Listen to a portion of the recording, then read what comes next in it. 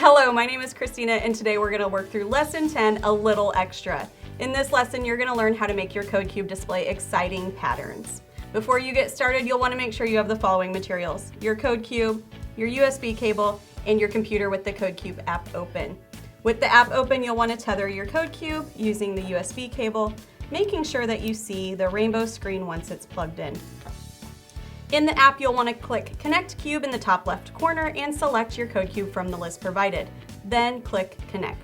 This lesson will give you a taste of some more advanced programming with the different effects of the matrix blocks. Once you finish this lesson, you will have used all of the blocks within the code cube app. Let's start by going into the control menu and dragging the On Program Start block into the workspace. Go back into the control menu and find the Loop Until block and connect it below the On Program Start block. We are going to have the code cube run this loop until we shake the cube. To do this, go into the Sensing menu and find the Cube Shake Detected block. Add it into the loop so that it now reads Loop Until Cube Shake Detected. In this loop, we are going to change the brightness of the display, change the colors of the rows and columns, and fade the display. Let's start with setting the brightness. In the Matrix menu, find the Set Brightness to % block. Add this into the loop just below the Cube Shake Detected block. This block tells the code cube to dim or brighten the display to a certain percentage of brightness. The range is from 0%, which is the darkest setting, to 100%, which is the brightest setting. Go ahead and change this block to 20%. We are also going to set the code cube to make the display a single color. For that, we will need the Fill Matrix With block, which is found in the Matrix menu. Set the color in this block to a light shade of blue. To make sure we see all of our color changes today, we are going to add in pause blocks. In the control menu, find the Pause for Blank Seconds block. Connect it just below the Fill Matrix block. Let's set this block to pause for 1 second. To brighten the display, duplicate the Set Brightness block from earlier and connect the copy below the pause block. Adjust the number to show 80%. To change things up, let's have the code cube change the color of a few rows and columns on the display. Go back into the Matrix menu and find the Matrix Row Width block. You will need 2 of these, so you are welcome to drag 2 over or duplicate 1. Connect these below the Set Brightness block. Select a different row number for each of these blocks, but keep the color the same. I'm going to select rows 3 and 6 and change the color to pink. Duplicate or drag another pause block in and add it below the 2 matrix row blocks we just worked on. That will complete the second effect of this loop. Let's add in 2 more effects to finish out this loop. In addition to changing the rows to display a certain color, you can also change the columns.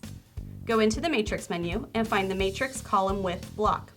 This block will do the same thing as the row block does, but with just the columns. Let's add 2 of these blocks here, changing the numbers and color to match our row blocks from earlier. After you have those in, add another pause block. To finish this loop, we will have the display fade in and out. To do this, find the Fade Matrix over Blank Second Period block. Place that just below the last pause block, ensuring it's still within the loop. Adjust the number on this block to 2. This completes our first loop of effects. On to the next loop. Go into the control menu and drag a Loop Until block onto the workspace, connecting it below the one you just completed. If you feel the workspace is getting a little crowded, you are welcome to have this loop start another column of code by placing a new block column block to the right of your current column of code. When you get this block into place, go into the Sensing menu and find the Cube Tilting block. Add that into the Loop Until block and make the arrow point left. This block should now read Loop Until Cube Tilting Left. Within this loop, we'll add a few blocks from the previous loop and a few new ones. Let's start with the Set Brightness block. You can duplicate this from the other loop or go back into the Matrix menu to drag it into the workspace. Place this into the loop and change the % to 100. In the Matrix menu, find the Strobe Matrix Color Blank Times block. This block tells the code cube to strobe the display a certain color for a certain number of times. Change the color on this block to green and change the number to 3. Add a pause block in and set it to 1 second to separate our effects. For the next effect, we'll use the Fill Matrix Width block. Again, you can find this in the Matrix menu or duplicate it from your first loop. Let's change the color of this block to be a darker blue than the one we selected earlier. Just below this block, add a Blink Matrix Blank Times block from the Matrix menu. This block tells the code cube to blink the image on the display a certain number of times. In this code, it will blink the dark blue screen. Let's change the number in this block to 3. Again, add a pause block after the effect. That completes our 2 loops. To end this program, we will add 2 more blocks below this loop, a matrix image block and pause block. Set the matrix image block to display a smiley face. If you'd prefer to create your own, you can do that with a create image block instead. Change the pause block to 2 seconds. When you have finished creating your code, click Send Code. Keep in mind it should automatically show up on your display if your code cube is tethered to your computer.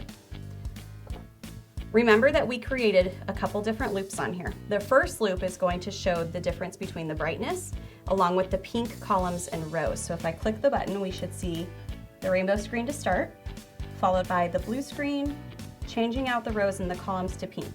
This loop is going to repeat until I shake the code cube. Once I shake it, it will show the green screens followed by the blue screen. This is going to continue until I tilt the cube to the left, and we should just see the smiley face. In case you want to use this code again, you can save it by clicking Save Blocks at the top of the app. Then you'll want to rename it. We're going to name this one Lesson Number 10.